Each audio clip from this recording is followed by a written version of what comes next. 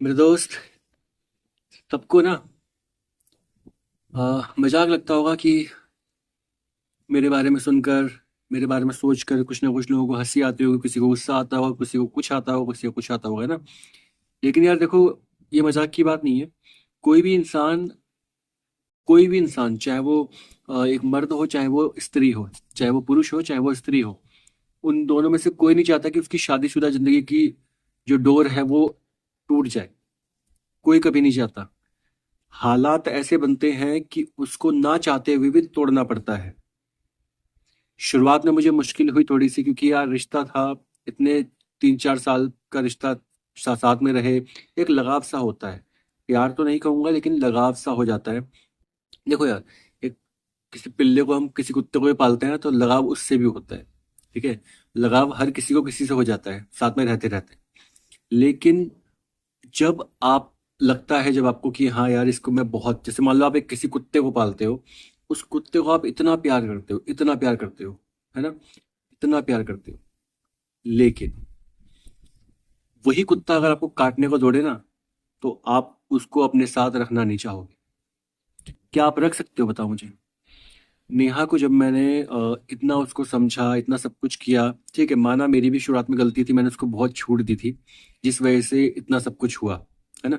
लेकिन क्या उसके मन में एक बार भी ऐसा नहीं हुआ कि यार मैं, जो बंदा उसके लिए इतना कुछ कर रहा है, यहाँ तक कि अपने मम्मी पापा के अगेंस्ट भी चले गया था, उनको भी उल्टा सुल्टा सुना दिया था मैंने, उसके बावजूद भी उसके मन में एक बार भी थोड़ी सी भी अपनापन सा फील नहीं हुआ उसको मेरा, कि मतलब मैं किस तरह से कर रही हूँ इनके साथ।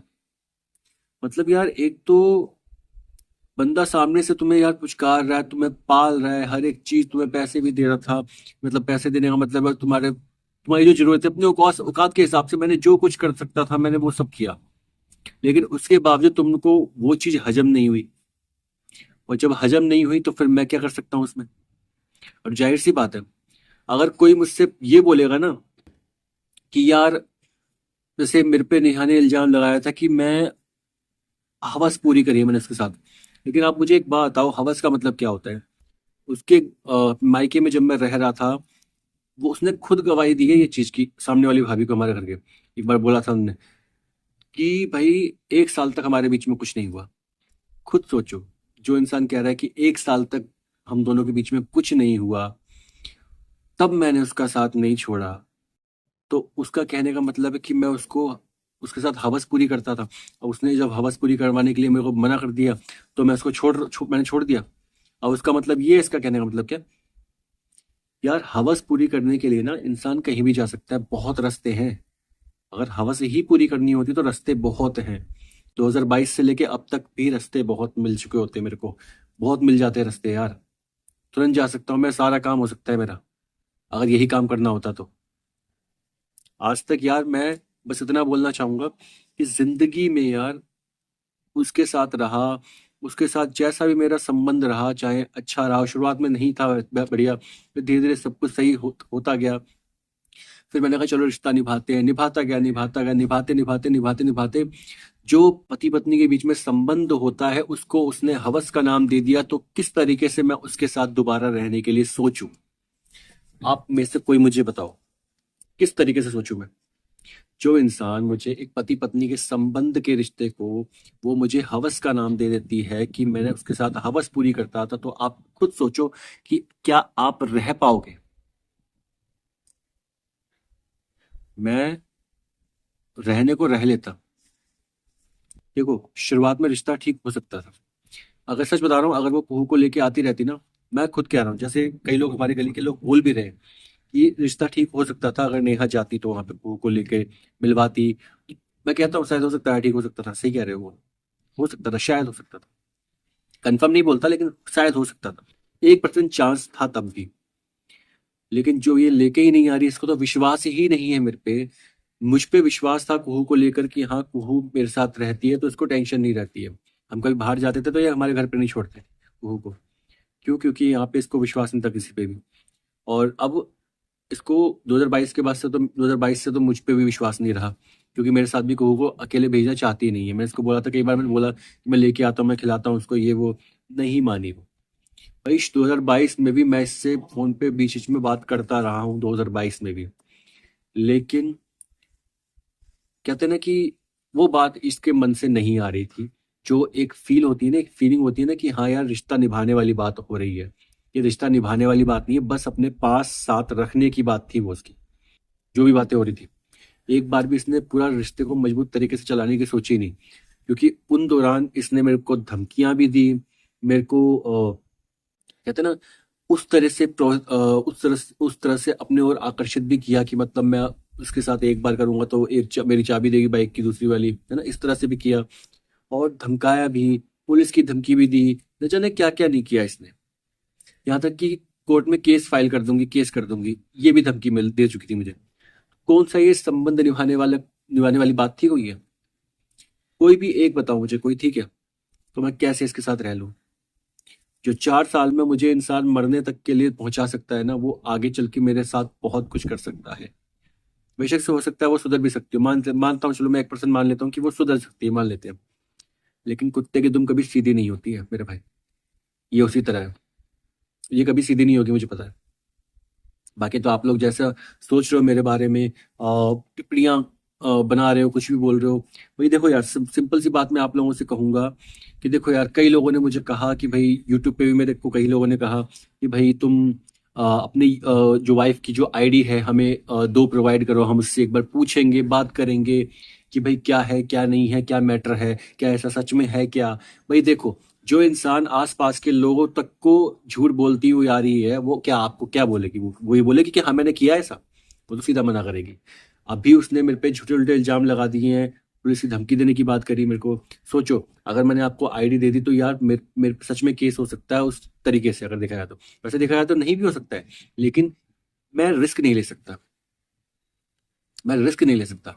अब मैं रिस्क नहीं ले सकता तो इसका मतलब ये नहीं है कि मैंने जो बातें बताई हैं वो झूठी हैं।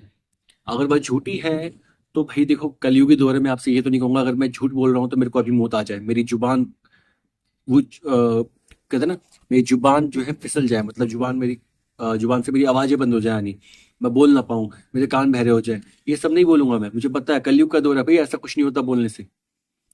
ये उन्हीं के मुंह से बोलने से शुद्ध होता है, सही होता है, जो एक्चुअल में आध्यात्मिक है, जो एक्चुअल में इनकी पूजा करते हैं।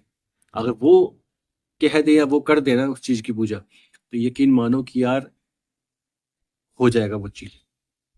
इसलिए बस मैं इतना कहता हूँ कि देखो, आपको मैं गलत लगता हूँ, गलत लगता हूँ तो गलत लगूं, अच्छा लगता हूँ, सही लगता हूँ तो सही लगूं, बेकार लगता हूँ तो बेकार लगूं, घटिया लगता हूँ तो घटिया लगूं। मेरे को जितनी गालियां देनी है ना, आपको दे दो। बिकॉज मैं गालियों से घबराता नहीं हूँ अब। क्योंकि यार, गालियां गालियां गालियां, क्या है गालियां?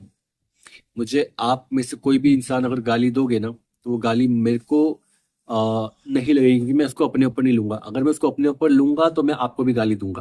अब मैं आपको गाली नहीं दे रहा हूँ, इसका मतलब मैं अपने ऊपर नहीं ले रहा हूँ, मैं बस इतना देख रहा हूँ कि आपके संस्कार कहाँ तक है, कहाँ कहाँ तक आपके संस्कार है वो नजर आते हैं। बिल्कुल पूरा पर्दा साफ कर रहे हो आप मेरे लिए, क्लीन कर रहे हो पर्दा हटा के, कि हाँ, आप लोग कैसे व्यक्ति हो जो लोग मेरे पे इस तरह से टिप्पणियां कर रहे हैं। बाकी तो जैसे जिसकी सोच, लेकिन बस मैं इतना कहना चाहूंगा कि सोच है तो इंसान कुछ भी सोच सकता है, उसको आप रोक नहीं सकते सोचने से। उसके मन में बहुत सारी बातें आएंगी, आपके लिए बहुत कुछ बातें आएंगी।